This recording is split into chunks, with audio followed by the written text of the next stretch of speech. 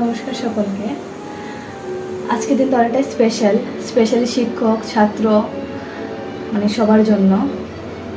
আজকে হচ্ছে কি 5ই সেপ্টেম্বর, আজকে হচ্ছে শিক্ষক দিবস।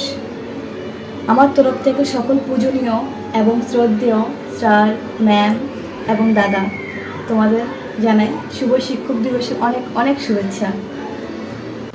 আর আমাদের জীবনের সব থেকে মানে সবার আগে যে শিক্ষক হয় তিনি হচ্ছেন আমাদের মা বলে, বাবা বলে, কারো বাবাও হতে পারে, কিন্তু আমাদের জীবনের প্রথম শিক্ষক কিন্তু আমাদের প্যারেন্টস।